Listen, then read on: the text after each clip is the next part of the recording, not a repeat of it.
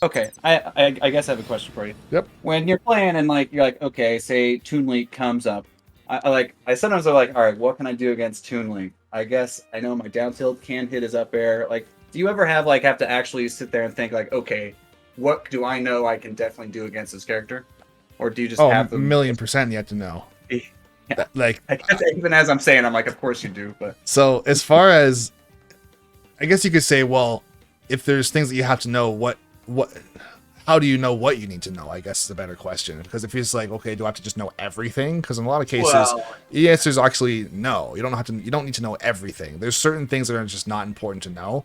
And there's certain things that are absolutely important to know. For example, I'll say Toon Link's up B is frame 6 out of shield, which means if you do anything unsafe, he's gonna punish you out of shield, and also his up B eventually can kill at very high percent. 6 is relatively fast. For out of shield option, that's like borderline ridiculous. Like the most ridiculous move in the game out of shield is Game and Watch up B, which is frame 3. Right. Okay, right. So most other things. So you have Game and Watch up B being frame 3.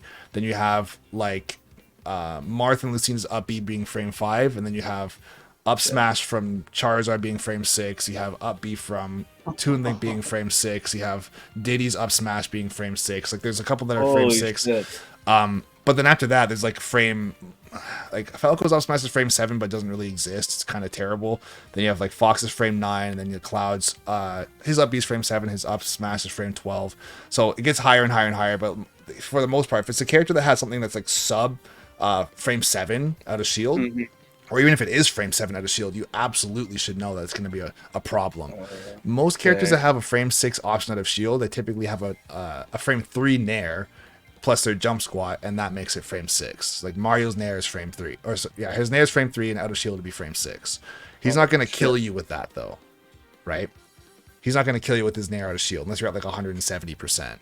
But for Toon Link, though, if you know he has a move that's frame 6, out of shield, he can turn it around, and it can kill you, you should know, okay, if I'm jumping on a shield, or like let's say I'm nairing and then down tilting his shield, and I land on the shield and he's up B's and I could potentially die or get sent off stage, you should know that you should be switching out into a different move. Instead of going for down tilt, that's when you should be going for forward tilt, or you should be going for landing nair into a rising fair, or landing nair into a short hop into a landing fair, or something like that, and try and space around him so he can't just hit you with his short range. That's one of the things that keeps it a little bit balanced, is that his up B out of shield, the range is quite small. Right. Also, it lasts for a long time, so if he happens to miss, you have a lot of time to punish him. Yeah. Right. That's just one example to be aware of. It was not, I swear. He's secretly a legend. I'm about to be dead. Yeah, exactly. Oh. I should have smashed. Oh, okay. I'm just dead. Nice. Catch. That down tilt out of my forward smash. Almost everyone does something else besides jump and down smash. So that was. Yeah, almost everyone gets hit by a down tilt there. Nice job. Oh yeah, that's the thing, is like most players or most DD players would down tilt. So that's another thing too, as far as knowing my next option. I should know that I have to get out of the way, right? If I try and stay in shield, you're probably gonna put pressure on my shield or potentially break my shield, right? Since he charges it down or an F smash first, right? Right. And if I try and grab you or hit you after you do your F smash, you're kind of just going with the down tilt and hit me. Since I have my back to the stage, even if we trade, I'm now off stage, and then you get to set up your ledge trap. And if I hit you, then you're not going to die from it across the entire stage. So I'm better off just moving out of the way.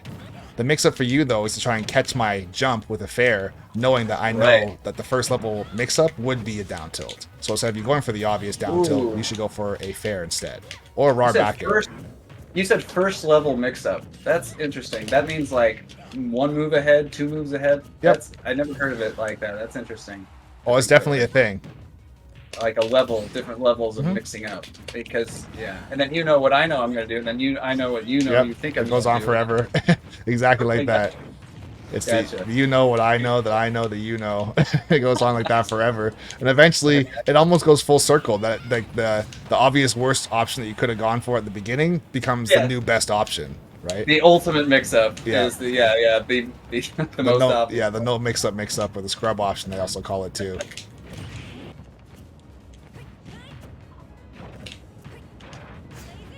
Ooh.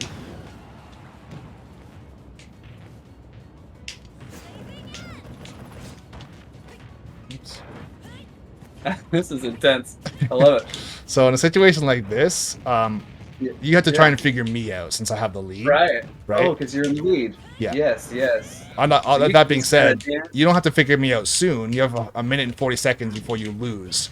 So you don't have to like kill me like instantly. You have Oh, time what I do to that. figure it out, right? So you don't have to just run in and go crazy. You have a minute and 30 seconds to either make me past you in percent or you're going to kill me. And since you're so strong, you're probably going to kill me before I get to 170% or something. We'll see, but yeah, that's a good point. So even if I'm in the lead, there's really no reason for me to hunt the other person down. Yep. Really, make them approach. Mhm. Okay, I'll take center stage, I guess. Oh, I did it. good So one. yeah, that's what competitive play can look like a lot more, right? Yeah. And it's in some cases it can be annoying, but in other cases it can be very I don't even know what the word would be. It can Well, be it impressive feels with like as far as like the spacing and neutral and decision making, and it can be very tense, I guess you could say too. yeah. That is enjoy. I mean, it does feel like a little more like a dance, like I was thinking of that before, where almost like neutral. Like, does neutral mean? Sorry, this is a weird question. Does neutral mean where, say, a perfect neutral game means neither player takes any percentage, and it's just they just whiff the entire time? I mean, or finding that perfect balance between not getting hit and being hit. It's a weird question. I think in Smash it's kind of impossible to have this happen, but there's a Street Fighter match. I can't remember who it's from, but there's two players playing Ryu, and you might have seen this. It's on YouTube. It's been on TikTok, remade into videos millions of times, and they do literally all of the exact same moves. They throw out like 5 or 6 Hadoukens at the beginning. Then one guy gets a whole combo and takes the other guy almost down to 0. Then the other guy that gets the exact same combo does to him almost all the way down to 0. They both do Hadoukens again. Then at the end they clank and they both die at the exact same time. I don't know if you've ever seen that before, but it's actually it's amazing and hilarious because they both played 100% optimally. And they both won or they both lost. I don't know. They tied, I guess. As far as in Smash though, like if that were to be the case, like I don't know if that's really possible, just because like you'd have to even be the same character for it to be like to that degree. Perfect neutral technically doesn't exist, but if let's say if you were both playing perfect neutral, you'd go to time. It is what it is, right? As far as if let's just say a more realistic thing is if one person is playing better neutral than the other, or someone's playing perfect and someone's playing almost perfect.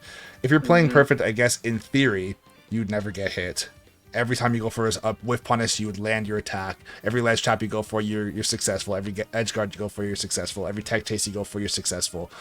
That's impossible. That would be perfect too. That is impossible. It's impossible to do. But as far as the idea of what you're trying to accomplish, like yes, that's what you're trying to accomplish. You're trying to make as few mistakes as possible and have your movement be as lean as possible, I guess you could say as well. So you're never doing unnecessary movement. You're never putting yourself in harm's way for no reason. You're never accidentally air dodging, accidentally putting yourself on a platform, accidentally jumping off stage, accidentally rolling. That all those things are eliminated from your play. So everything that you're doing is deliberate. When you throw out a down tilt, you're not doing it because you feel like it. You're doing it because you saw something, or you're doing it because you're trying to get a combo, or you're trying to get a kill confirm, or something like that, right? So as far as at the end of the game there, what would perfect neutral look like on your part to try and make that comeback? Realistically, take risks. I would have to take risks. You have to take risks. Exactly. That's what makes it difficult as well. But I was going to say, so right here, we don't have to just fight just yet. I would say that perfect neutral for you in that situation, like either like 113 and you're at like 170, perfect neutral for you would be killing me in one hit after, like when we're at that point. You're not trying to get a ledge trap and then a kill. Because if we're at such a high percent, you're such a high percent that if you get hit once, you're dead, right? So you can't really, you don't really have the time to afford to say, oh, I'm just going to get a jab, or I'm going to get like a, I don't know, down tilt or something that's not going to kill. You either have to get... I'm going for something big. I'm going for a read. I'm going for to kill you, because... Yeah, in that situation there, it's kind of extreme, but that would have been that situation, right? You have max rage. It's the last hit situation for you. I have Pyra, so I could forward tilt you or do whatever and probably kill you. If you could do anything to me, like the movement that you'd want to have is to try and get me to be scared, so that if I happen to jump and air dodge, you catch with a dash attack and I die, or you down tilt me and I die, or you jump and catch my fair, or sorry, you jump and catch my jump with a fair and I die, right? So something like you'd be backing me into the corner with just your movement, because you're still intimidating, even though in the losing I guess position. You're in the losing position still, but it doesn't mean that you can't kill me, right? No. If you're at 170 and I'm at 0, then yeah, I don't care. I'm just gonna run at you and kill you. But if I'm at 110 and I know that your character is as strong as they are, there's no reason for me to think that you couldn't just win out of nowhere, right? So you want to try to push me into the corner, scare me onto a platform, get me to waste a jump, like a double jump like this, get me to like go up here and shield, get me to go like this, something like this, run up to you and shield, spot dodge, to get you something. to make the mistake, right? And all of those things that you're trying to get me to do, you can do all of that without throwing out attacks, which sounds crazy, but you don't just get close to me. Right? Yeah, it's just movement, because I don't know what you're going to do. At any given time, you could just jump and fair, back air, down tilt, up tilt, something, and if I just jump at the wrong time like this to try and like bait you, or I dash in by accident, go for like a grab or something, and you just forward tilt and I just die, it's like, well, I guess so. I'm just as scared as you are in that situation, right? It's interesting to think. I just never thought how your strategy really does change even towards the last life, or even percentage. Absolutely. Quickly, yeah. Sometimes I just have okay, I'm playing this way, I'm playing against this guy, so I'm going to continually play from A to B the same way. You can think of it this way too. Think of it as your percent as almost being like a reservoir or like a savings account or something like that, where it's like the higher it goes, the less you have to play with. Right? There's less gas in the tank, basically, if you're at 150%, 180%. So if you're at 0, which is, I guess, a full tank or full whatever you want, full reservoir, you can afford to take risks. You can afford to get knocked off stage. You can afford to get F smashed. You can afford to get comboed, right? But when it's up at a super high percent, it's like, okay, now I can't afford to get off stage. I can't afford to get comboed. I can't afford to waste my jump. I can't afford to get grabbed, because especially if someone has a kill throw and you're at 180, you just lose. It's just over. I simply, right? And my style would absolutely change. Yeah. I'm not going to put myself in risk because I'm clearly good. Yeah. So that's where also like human emotion comes into play too. So don't think for a single second that just because you're at 180 and I'm at 110 that I'm not scared.